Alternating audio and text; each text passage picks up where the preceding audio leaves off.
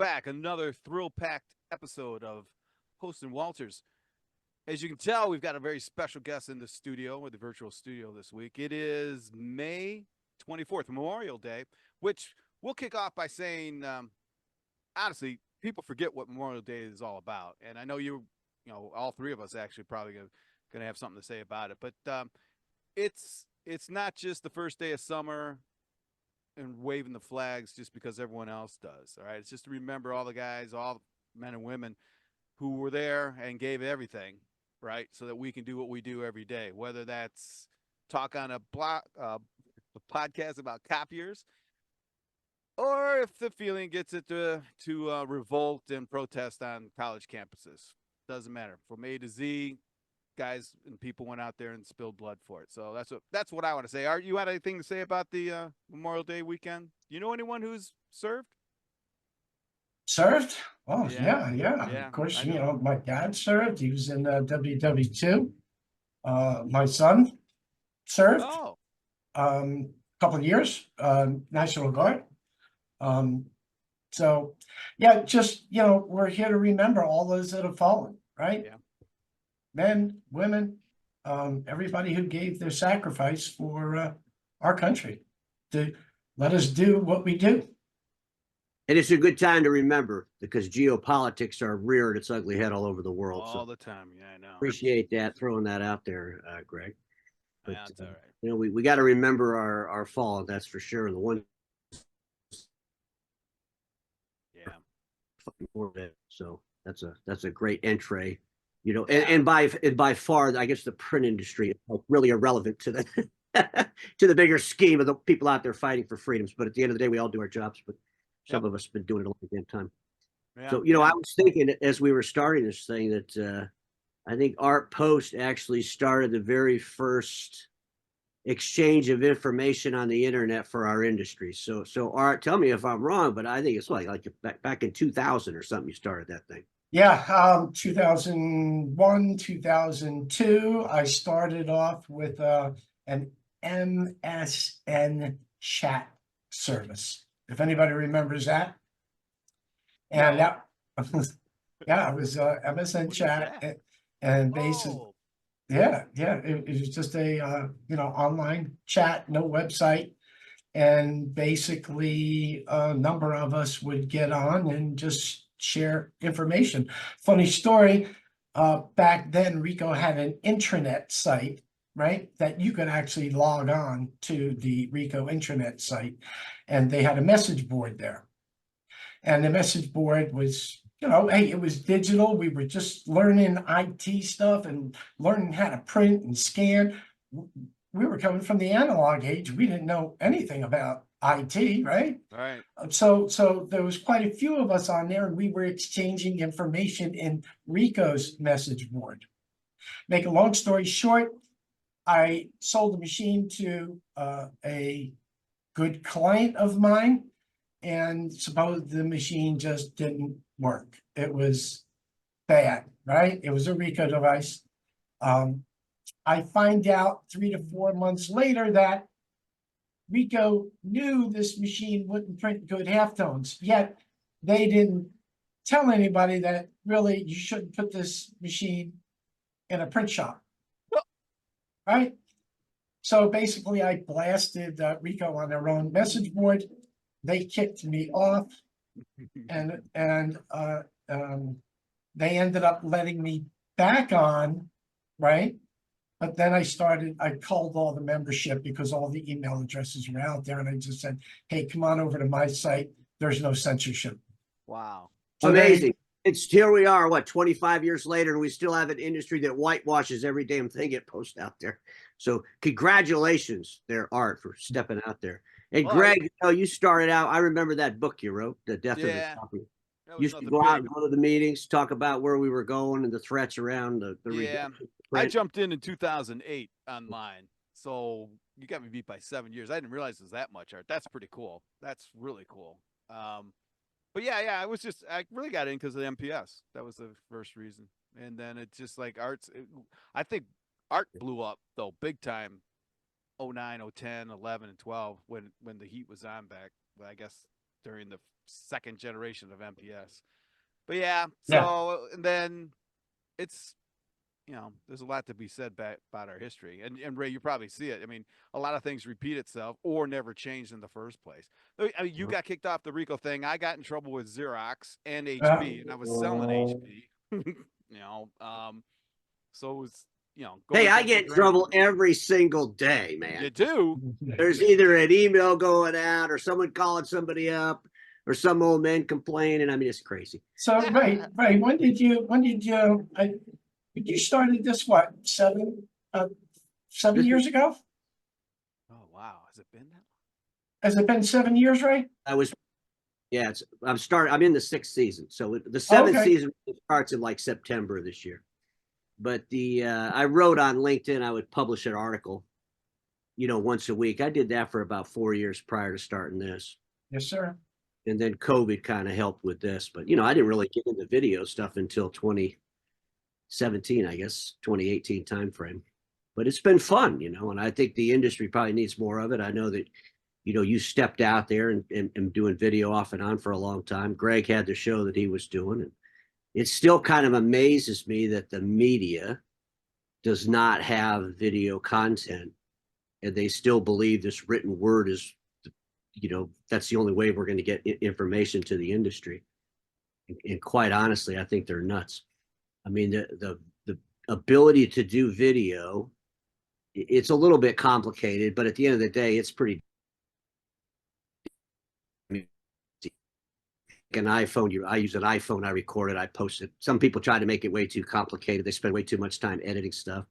But I think if you just want to, anybody that's been in the industry, and you guys have been around as long as I have for the most part, but how do you not have something to say if you've been in the industry all these years? And I think what amazes the hell out of me is all the people that have absolutely nothing to say, and then they'll complain about those that have something to say. So they don't want to say anything that, that they'll criticize or critique maybe a message, but then they don't have any counterpoint to the message, which has always been just frustrating. Yeah. That's a good point. So Yeah. yeah, some of us like me, my print for pay hotel is my, I consider it my part-time gig, although I put a crap load of time into it.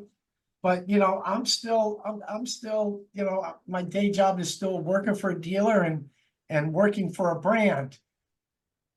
And I can't be out there as much as I'd like to with things that I don't agree with. Do you follow me? But you're in a little bit of a different situation. I mean, from my perspective, at 63 years old, I really don't give a crap, number one. And, I'm very particular how I select my sponsors, if you will.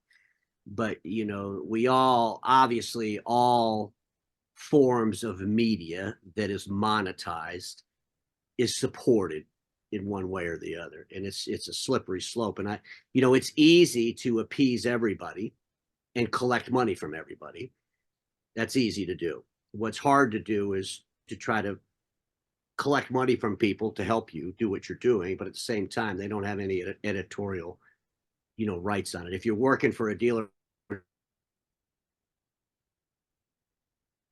if you're freelancing, it is a little bit easier from my perspective. But Art, I got to tell you, you are probably the most, you always post content. Even when you take a vacation, you tell us you're taking a vacation. I mean, you're very, very detailed. You're very organized, and you've been very, very, consistent. You're consistent as hell for years, and that's probably why people read your posts. And I get a lot of people talk to me, and they'll say, or they'll send me stuff that they found on your blog, and more of that all the time. So, and Greg too. Greg, there's very few people in the industry that put out original content. And I know you're the big in the AI, but I'm going to tell you something. Don't let your content be replaced by AI, because you're really good at original content. And and people don't have to agree with everybody's content, but I think the industry needs a hell of a lot more original content. And it goes back to my point. How the hell do we have these?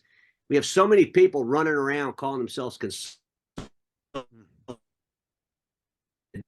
industry, and they have literally zero content for the industry. It's just mind-boggling. Well, maybe that's why we all are doing so well, right? because we are Yeah, there all is an open offering there is an open space, that's original for sure. content, right? Yeah, there's definitely an And open. so I think that goes a long way. I know what was it about? I think about 8 months ago, Frank Canada started doing a video. He I think just he's been opened doing up his with a videos. video. He's been doing his Fridays with Frank for a long time. I mean, I think it was probably God. He's been doing that at least 3 or 4 years. The videos? Yeah, the Fridays with Frank show. And if you go on his YouTube channel and go down, you can see it. I remember doing an episode kind of, calling him out and congratulating him on that because he's really the first. You would think, a lot of people will say, well, that's the younger generation's thing. But Frank, he's obviously our oldest analyst in the industry, but he's the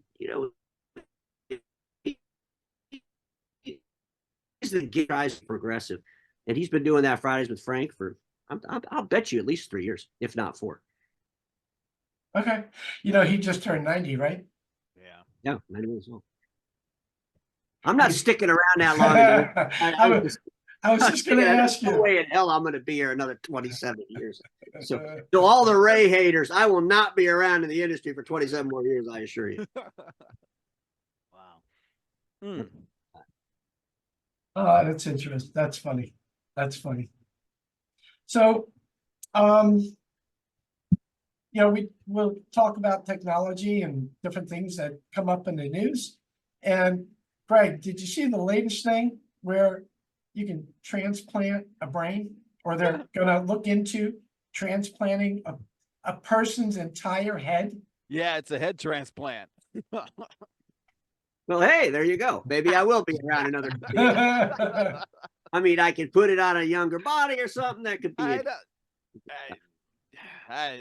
It's nuts. They roll that in with the whole AI thing. It's like it's AI enhanced head transplant. I mean, like, do you get to pick? Yeah, sure. You know what's screwed up about that is when you started your blog in 2000, we were talking about duplexers.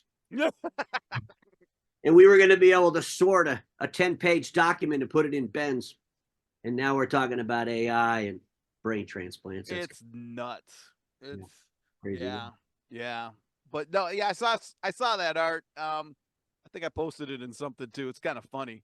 I mean, we're starting to see all sorts of crazy stuff now. I mean, the whole thing with her, or what's her name, the actress with her voice on the new AI, all sorts of goofy things. And then talk about the industry. I don't know anyone who's really digging into it hard.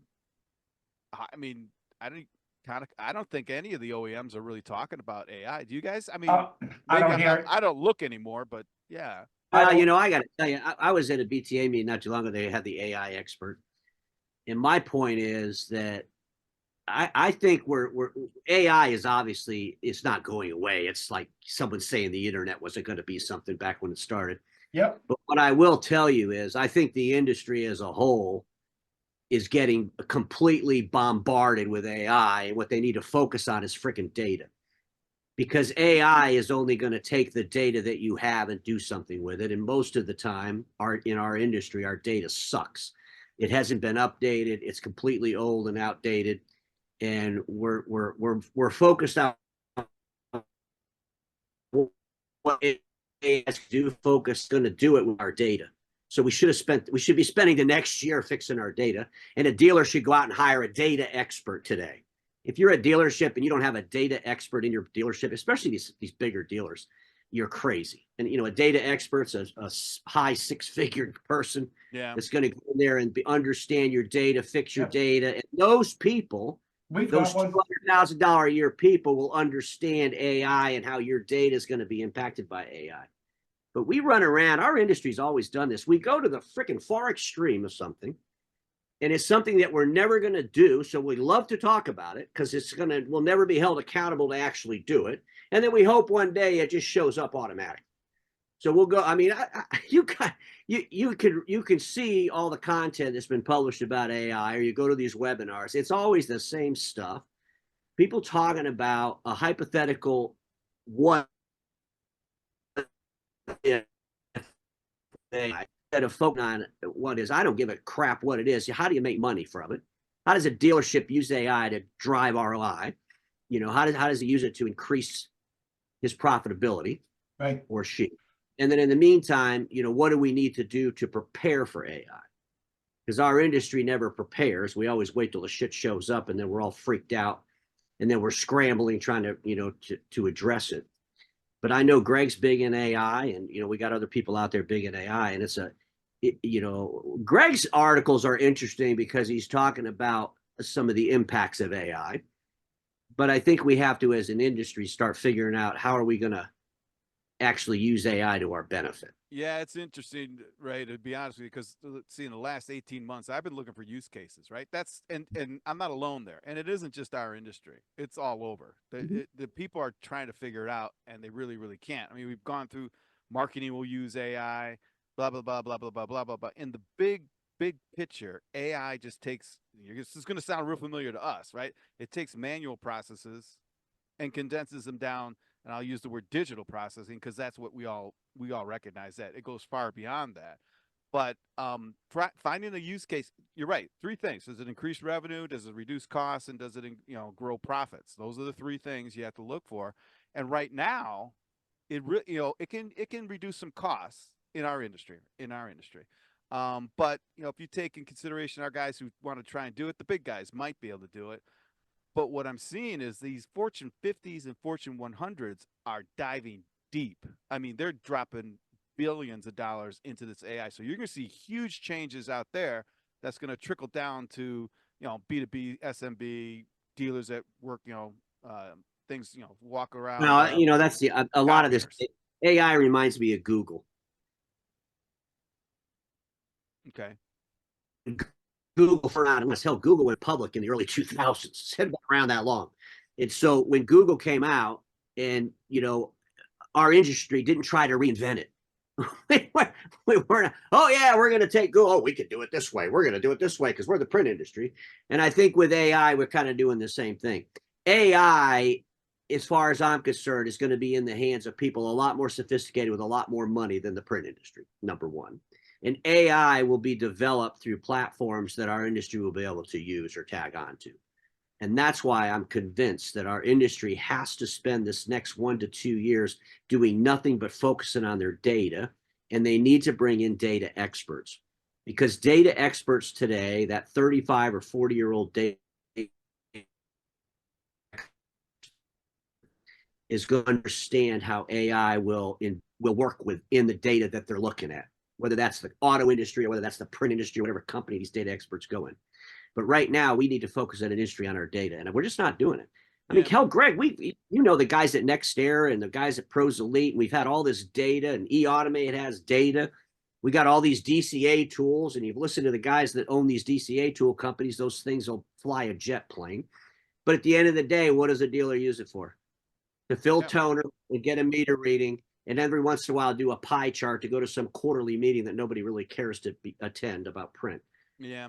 And I think you kind of swung into it a little bit, Ray, is that nobody really cares. So when we're looking at our data, our customers don't give a crap. They really don't. And it's a bigger issue now than it was back in the olden days, not that long ago.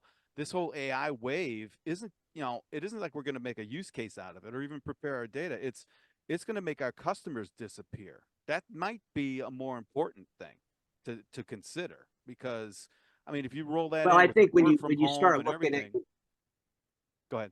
Well, I think when an industry looks at its data and they analyze the data without any prejudice, if you will, first of all, AI is a lot smarter than any human. So when the data field is clean and as accurate as it could be, as you start embedding AI into the data, you're going to find things that could surprise our industry, because AI is smarter than us. So there might be something in the data. There might be something in all the documents we're scanning. There might be something inside these DCA tools. There might be something inside eAutomate that AI is going to see and say, holy crap, I didn't know we could do this. And, it's a great example. I know an MSP that has a data expert, and they brought him in, and they started looking at how do we get a better experience for not only our help desk people, but for the end users as well. And then they started introducing ChatGPT to it. Then they start introducing some AI to collect data used to be really time consuming and speed this whole process up. So there's a lot of things we can do in our industry that might help us as we navigate to another diversity or diversification just by looking at the data we have. But we as humans, or the print people, or anybody in our industry, if we start trying to figure out what we're going to find and what we're going to do with it, then we defeat the purpose of AI, in my opinion. Right. It took the copier industry 30 years to finally get the color copiers. I mean, our industry just doesn't move. We just don't move I think it's that amazing. quickly. When I started looking at all these financials, and I did that show on Epson the other day, I mean, who that or even Brother sells more industrial print than both Konica Minolta and Ricoh combined. I mean, who would have ever known that? You know, and they have this domino business group. It's all sitting there, and you start looking at these OEMs that we do business with, and you start realizing these OEMs are doing billions of dollars worth of business without our help. Yep. Number one, that we're not the only answer for them. And I think our industry, we're just so overconfident that we're the only answer. And the way the industry's changing, and, you know, Greg, like you were saying, you know, the buyers are starting to realize, what's the relevance of having this person show up and, you know, trade my machine in every 3 years when I'm on a 5-year lease? And is this really what I need to be doing? And so I think we should learn from the OEMs. And that's why it's so important that our industry study these OEMs past what they're doing for us. Because what they're doing for everybody, what everybody else is doing with them is bigger than us. You know, when Brother's selling $4 billion worth of printers and toner, and it's all Soho marketplace, that's not dealers. It's an interesting point. Yeah. You know, and so we have all these OEMs that we're all doing business with, and we focus on the main people.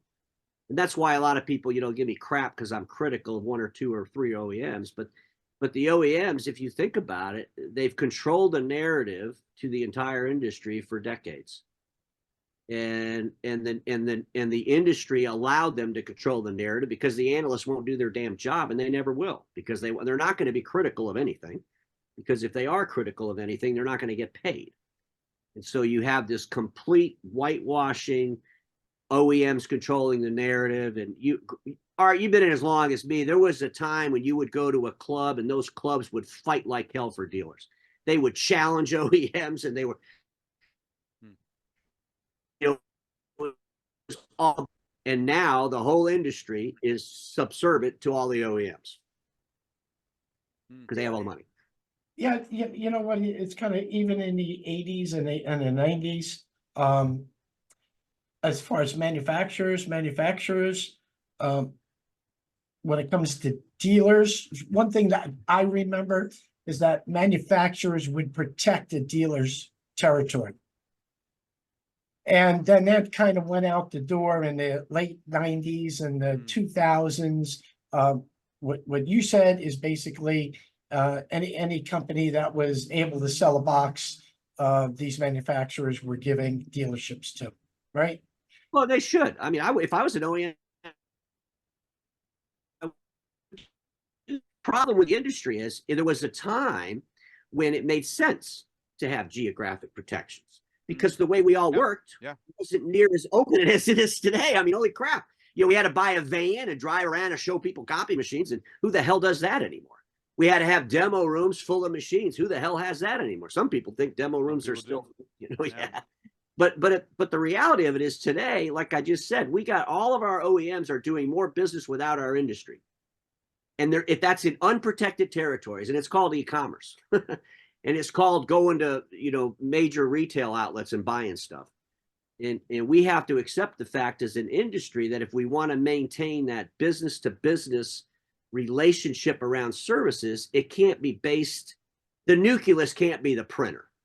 This fantasy that we're going to sell the printer or the MFP and then control the whole office is basically been a fantasy. You know, let's call a spade here, because most of those manufacturers, what I've seen over the years, they can't run direct operations. They may be able to run an e-commerce store, and they may be able to somebody can go on, buy a machine, but when it comes down to the support, if that client needs support, if they need a log me in, if somebody needs to speak to somebody live because they can't understand how this driver works or why the machine dropped off the network, it still comes back down to dealers, right? Well, it does. You have to say, what does the dealer look like 5 years from now?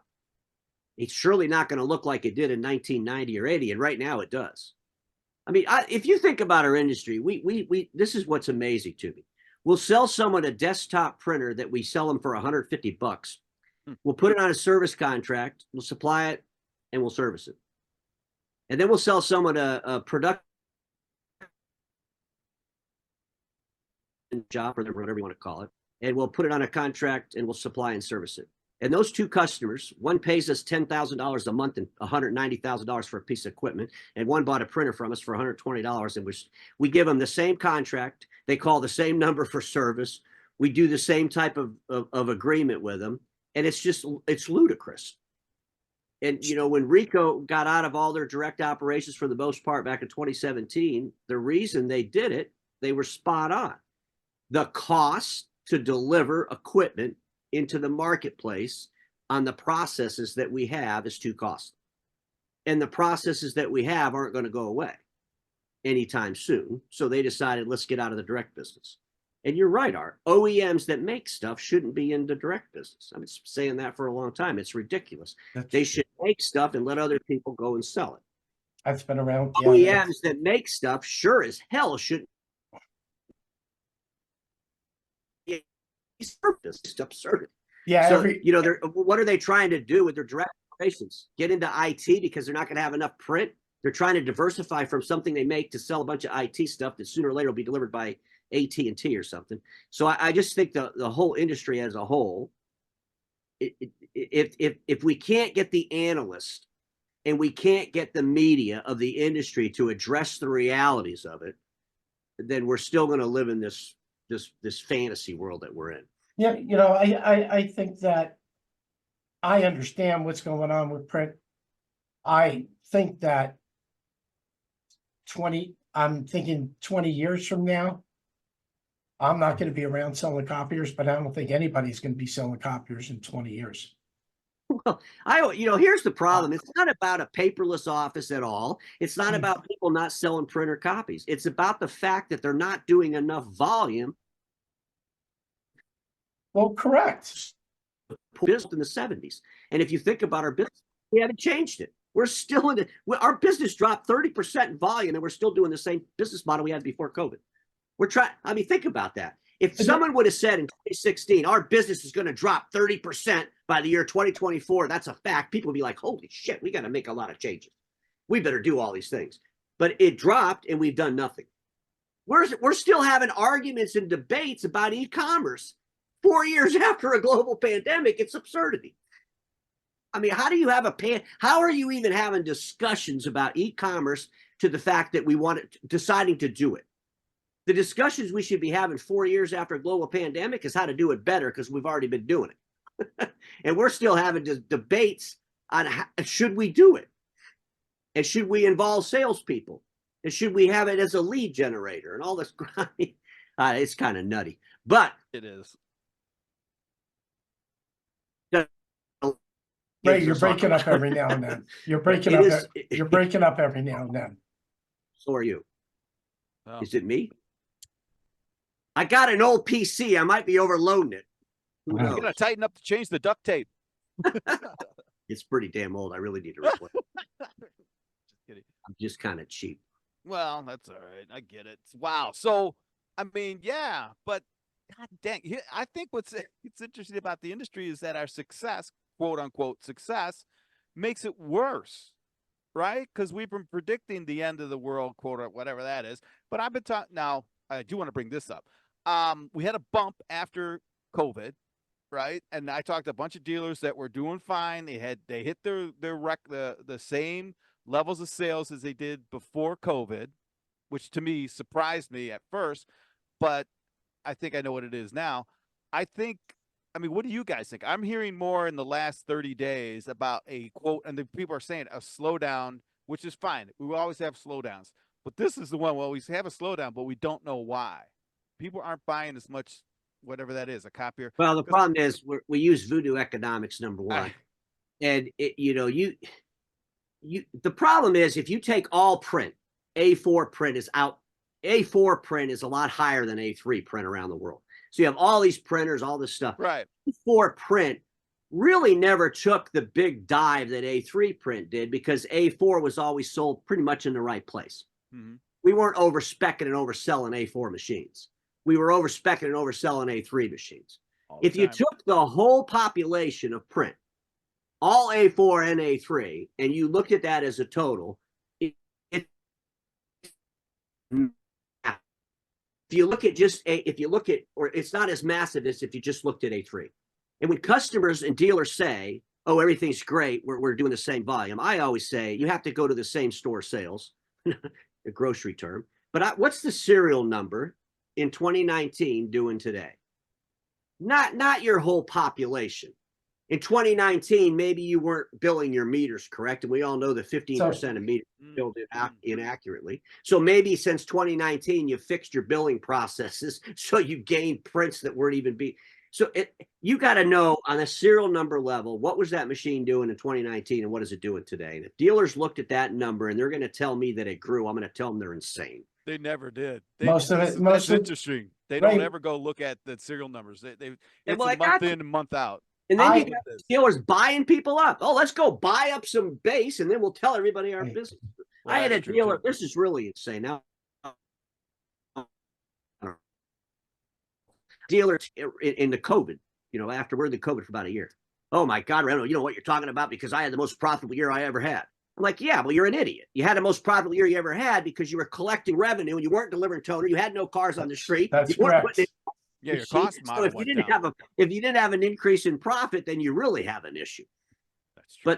But sometimes our industry, we want to look for some shining star over there, because some lunatic is. We have a lot of people that have unrealistic optimism, and and you'll hear people say, "Oh, Ray's just a big old pessimist." No, do the opposite of what I'm saying, and that's the optimistic approach. But at the end of the day, we have people that live in a fantasy of optimism, and they base it on no facts or reality. And if the industry would just face the facts and reality, and we should have to prove everything we say. And back in the old days, we had to do that. We weren't each other. I mean, you think about the conversations the industry has around IT today. We're knocking it out of the park. Oh, everything's going fantastic. Oh, really? How can you prove that? Can you show the numbers? Can you show the growth? Can you show your profitability? No. Well, that's a whole nother story. It's better just to tell everybody we're doing great. And then hopefully by the time we really need to be doing great, we got there, or we fake it till we make it. So Ray, every month we have a quarterly meeting and they actually show us those numbers for hardware, profitability, net new growth, what our managed IT services is. And last quarter there was a small drop in revenue, but for dealers like the one I work for, they have that data expert like you spoke about. Those types of dealers are actually doing very, very well. Here's the problem, Art. And I'm not going to say your dealership's not doing well. I don't know. I've never seen the numbers, but I will tell you a problem that's pretty rampant in our space. The problem is we don't account for the cost the right way. The problem is that we in the print sector, a technician only accounted for about 46 to 50% of their time, either belly to belly to a serial number fixing it or going to and from. That's a real number. In the IT space, if you're an IT service provider, you have to account for 85% of your time against a ticket. If you can't account for 85% of your time against a ticket, then that's a waste of time. And you have to do that because their payrolls are all over the chart. You could have a server admin guys making $180,000 a year. You could have a level 2 or level 3 tech that's only making 40 to 60.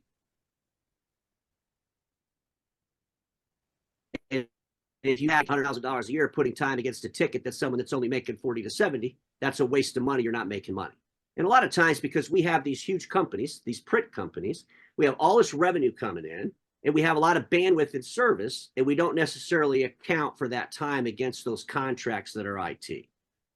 The ones that do it well, that's fantastic. They do it well and they better, because it'll eat your lunch. Or we're using the wrong manpower to do the wrong job, which is real costly. But here's a problem in IT today, and it's a big problem. You're seeing the revenue in IT actually grow substantially because people are moving people to the cloud, and all those services are being passed through channel partners. The problem is take away the services revenue where they were getting a 60% gross margin on, because they're not building server rooms and they're not running cable, they're not doing all the things that they were doing back in the early 2000s. They're reselling applications, and reselling applications like 365 and some of these other IT applications is not very profitable, but the revenue grows, but the profitability sinks. And I'm convinced, and I'm not the only one that's talked about this, but I think we're going to see where a major player comes into space, and you could see, and I know you post a lot of IT stuff on your blog, but you're going to see major players come into the space and really start taking care of this SMB accounts. I mean, AT&T could easily do a deal with Microsoft and sell 365 license and make it part of their bundle for the business that they're selling the ISP to. They could do that tomorrow. AT&T can sell cybersecurity through the company they bought called Titanium. They could do that tomorrow, and they are doing that. That's interesting you say. I had a conversation See, just I keep yesterday. yelling at everybody, think what, sell this $1,000 condo. So what we're seeing, or someone was talking the other day, and I picked up on it. I didn't. Well, actually, I did. So a combination, and hear me out on this, a combination of B2B and B2C, right? And actually, the conversation was about work from home or anywhere but outside the office, and how that was shifting technology purchases and things like that. We got into how during COVID, you couldn't buy a printer from Office Max or anyone else because everyone bought a printer, right? They didn't use them, but they all bought them. So the conversation came to, well, maybe we're looking at a combination of both B2B sales and B2C sales, creating something totally different. Now, we weren't talking about the copier industry, but I was thinking about, okay, well, you know, aren't we in the industry already doing that? And it almost goes into your e-com. It does go into your e-com discussion. I mean, are we looking at a brand new type of business model, possibly that is a combination of both? I'm not articulating it well. Yeah, I would want to say put it out there. really... And okay, yeah, go ahead. No, I think it's the truth. I think it's more people to people. I mean, I think about some of the stuff that my wife will buy at Amazon, and a big truck showing up front, and there's two guys pulling stuff out I mean, you know, arbor for the backyard or something. I mean, at the end of the day, that's stuff that would be incomprehensible just a few short years ago. Yeah, that's true. That would have been, hey, we got to go to the store. We got to get the expert to tell us how we're going to put this thing in the backyard. No, I'm going to go on Amazon. I'm going to find what I want. I'm going to hit click buy now. And so, you know, you got the whole entire Tesla model. It's all online. I mean, the whole electrical model, the whole vehicle it's a computer. It's not even a vehicle anymore. Right. It's a computer that gets you, but you're doing all that online. In our industry, we want to reinvent online buying, or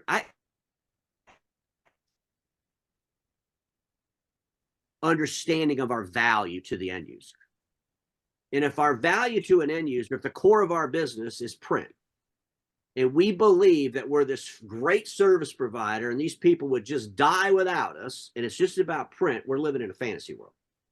Our customers' printers could be down for 3 or 4 days, and they won't even call us in some cases. And that's why many dealers have transformed and migrated to other services, right? VoIP, managed IT.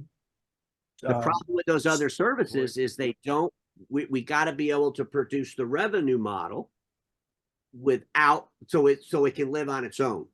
There's very few companies, and I would love, if there's any out there watching this today, I'd love to see the proof.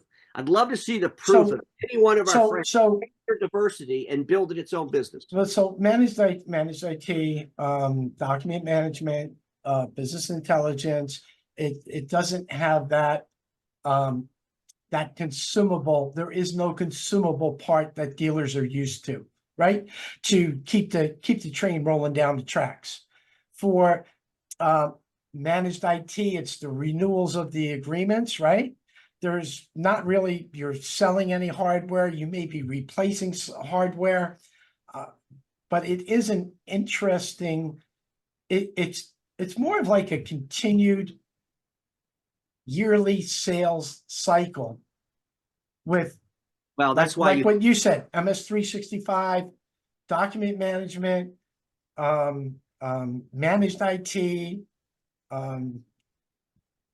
Yeah, it's not like copiers.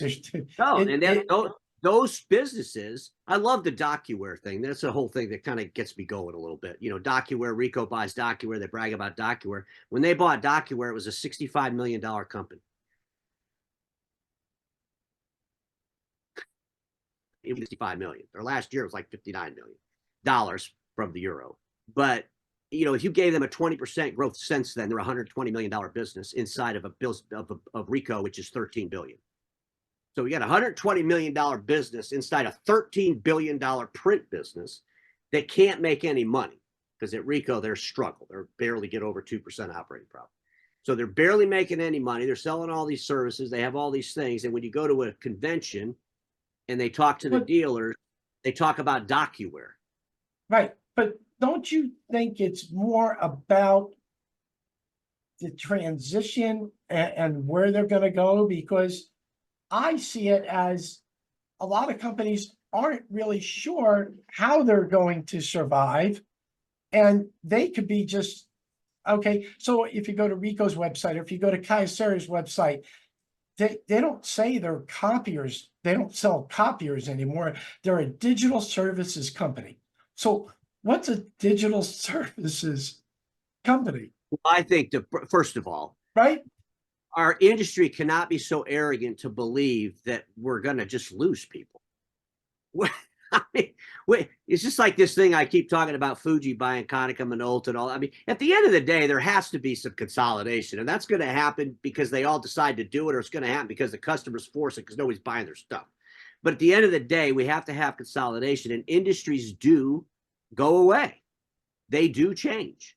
So when we started this, what was I saying? We had $4.2 billion worth of product being sold by Brother in the print category, which is bigger by $1 billion than Konica Minolta's in an office together.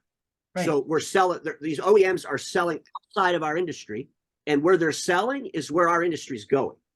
So that's the problem.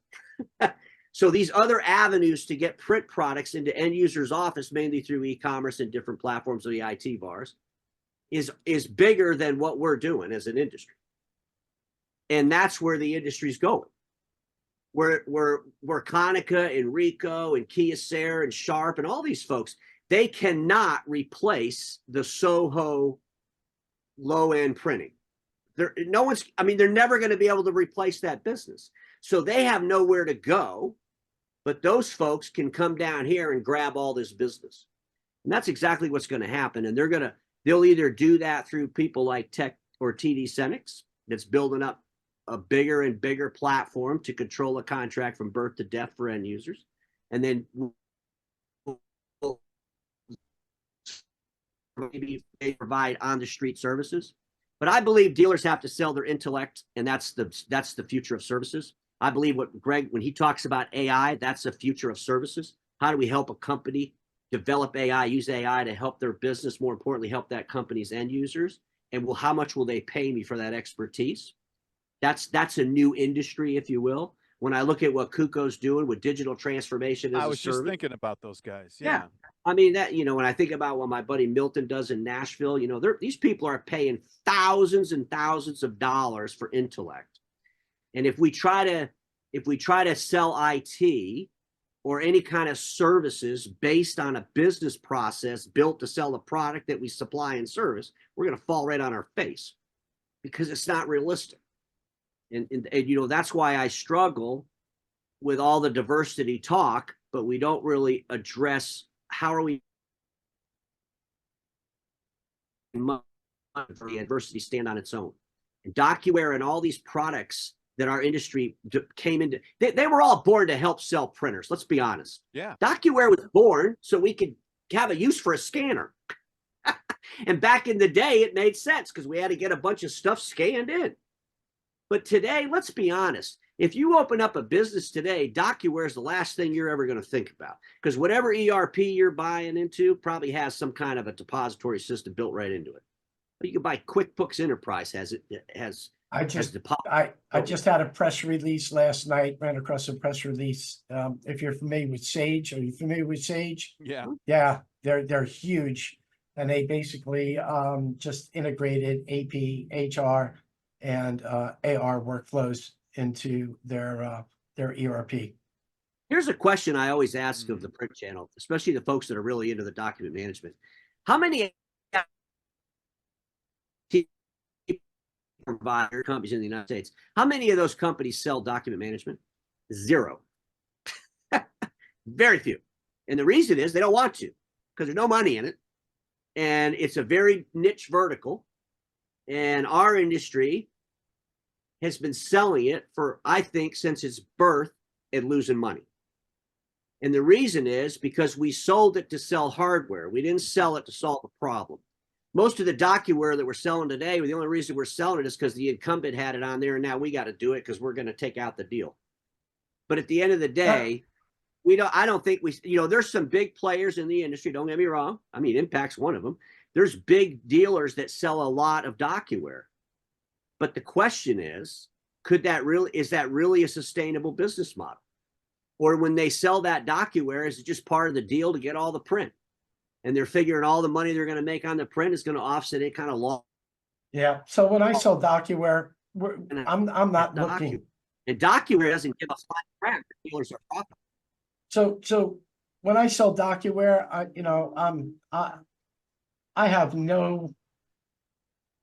don't believe DocuWare is going to help drive more prints. No, it won't drive more prints. It's actually going to save time for a company that is basically working with a lot of printed pages, right? It's going to save them time. The big pushback we get is that their time is already paid for. It's already accounted for. So it's basically a soft cost for most of those companies. Unless you can convince them that this AR or AP or HR is going to say, okay, but you don't have to hire Sally next year. You don't have to hire 2 more Sallys if your business increases because your paperwork increases. That's the value between, something like DocuWare. However, I will say it's a tough sale. Well, I think about much harder it. sell. Much harder. What dealer goes out and sells DocuWare with no print? What dealer goes to an account, finds the application, does an assessment, gets a fee for doing the assessment, and then implements a full-blown document management system called DocuWare? They're not dealers. You mean finally bringing it to fruition with the order? Just no printers. That's not it doesn't matter. It's irrelevant to a printer. So it's really so I'll give you a case basis, basically, where this a very large corporation, global corporation, they had a edict come down that they had to secure all digital and all paper-based documents. Mm-hmm. The only thing that's going to do that for them, it was a software similar to DocuWare or a business management type software, right? So it's a long road. I've been working on this for 2 years. And how much have you collected from the customer? Pardon? How much has the customer paid you for the 2 years of work? Right now we're just in follow-up mode, right? I mean, didn't you have to do an assessment? Didn't you have to go in there and dig into their workflows? And didn't you have to go in there and try to figure out how to present something to them? Yes, we did. We probably spent 10 or 20 hours figuring it all out and developing the workflow, demonstrating the workflow. and we're still hanging our That's why laundry. IT providers won't do it, because there's no way Waiting. to wait for 2 years to get money, and they're going to work the whole time doing it. So Yeah. that's the discipline that the industry doesn't have, that they really need to get. And that's Well- why I just freak out when I see even some OEMs out there now talking about how they're in IT security and they're going to be the cybersecurity experts and all this crazy stuff. I'm just waiting for the big lawsuits to come. And we need to be realistic about what we can do, but I believe there's tons of opportunity for dealerships. There's a Dealerships- lot of opportunity on that side, and the only thing I'm with you on the, in the old days, the software drew the printers, the hardware, right? You sold a system, and you expected. Now I can count on my hand two times where we did actually come out with fewer printers. Now I will tell you this though, I would go in. This is with Icon, and it was Jacuzzi. All right, so Jacuzzi already had the hardware, but they had a terrible document workflow program or problem because of manually processing all their manuals, their user manuals. All right, and every model is different. There's a whole bunch of variables that went into it. We sold them a pretty big system. We didn't even sell another piece of hardware. We may have sold some scanners. But the trick, though, is you're right, Ray, is it was all about trying to get more management, and upper management wanted more hardware out there, right? Now, I got it in, and it went in with all software. But what I learned there, and even at Impact, is there are companies out there, I don't know if they're still around, that were document management specialists that didn't sell copiers. Now you're talking I would think, five-man people. It's not a big, if you go huge back thing. to I think when you go back to the early 2000s, late 90s, early 2000s, document management was huge.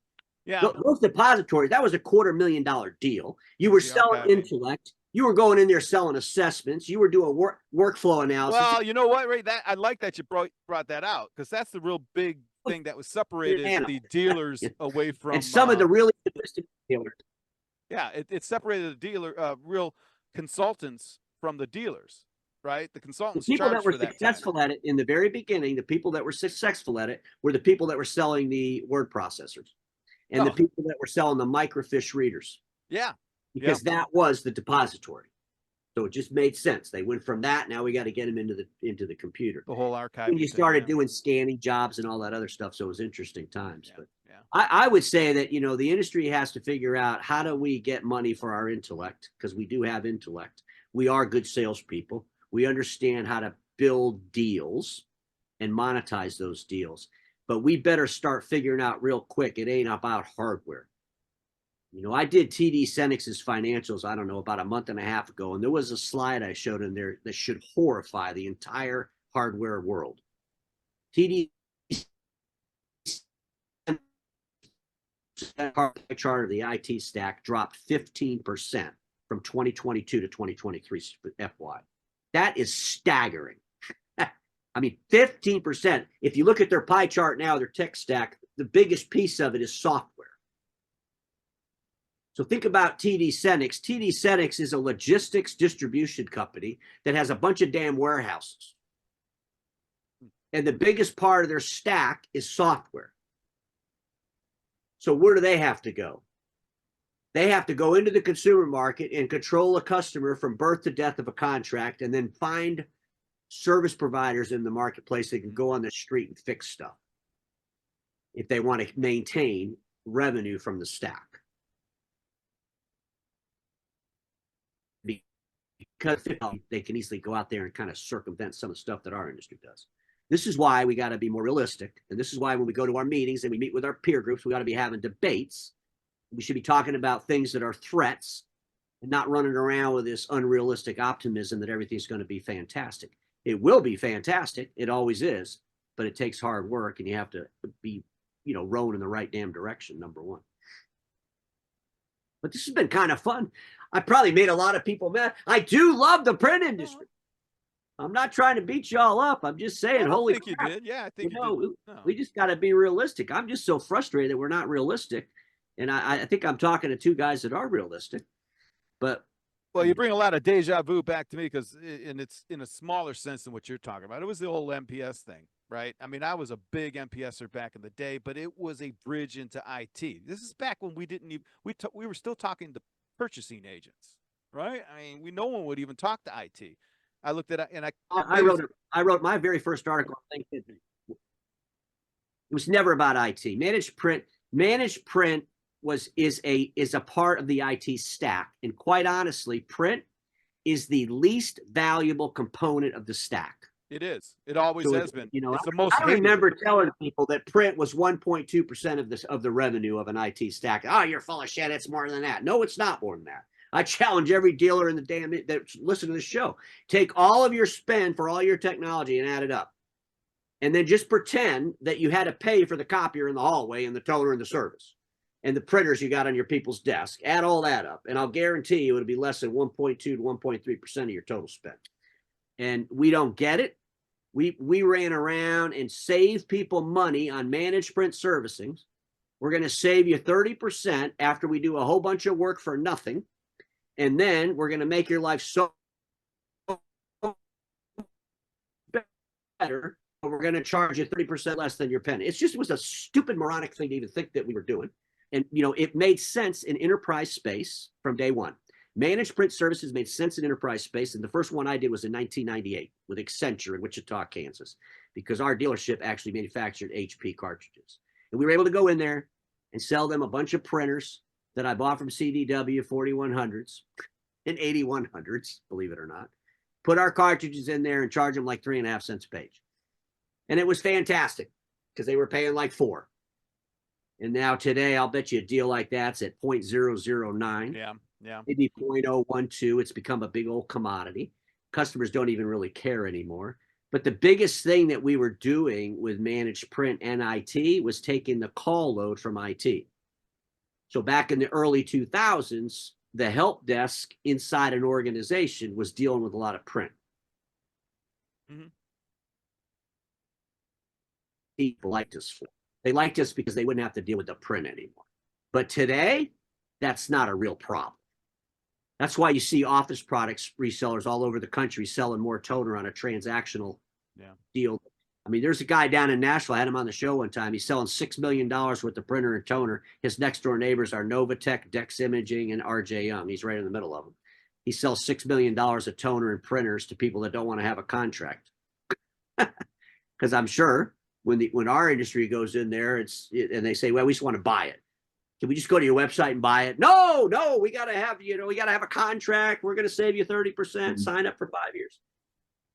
So we have to rethink how we're doing that. But it was never a window into IT. It wasn't even a peephole in the damn door. Print is print. And it'd be like the monitor people saying they're going to run IT. Years ago, there was a lot of money spent on monitors on people's. Could you imagine if the monitor people decided that they were going to be IT service providers? No, we sell monitors. Let's just stick to that and do it better. Come out with better monitors. Come out with more unique monitors. Maybe the monitor's part of the PC itself like we have today. But our industry, because we're trying to save these outdated processes, we're still dragging the past to the future. That's all I got to say. Anything else, guys? I don't know how long we've been talking, but Art usually. Oh no, we're actually on time. Yeah, we've been going on for just about an hour now. So Ray, let me ask you, you going to be at any events in the next 6 months? Yeah, I am going to Print United in September. So and where's that? That's in Vegas. So the industrial print space intrigues me. I think I still kind of love production print. The production print really displacement growth, and I don't give a crap what anybody says. That's what it is. But the industrial print around inkjet technology is pretty damn interesting. I mean, when you can print on a pool table cover, as an example, or you could put a machine against the floor of your house when you're building a house and print a mural on your wall, and it's all inkjet based, or print tile and then have it fired, and print wood floors. So there's a lot of applications for high-end industrial print. It has nothing to do with our industry, but it's interesting technology. But more importantly, as you look at the development of inkjet technology, it's really easy to imagine that coming to the business world, and that's really where we're heading.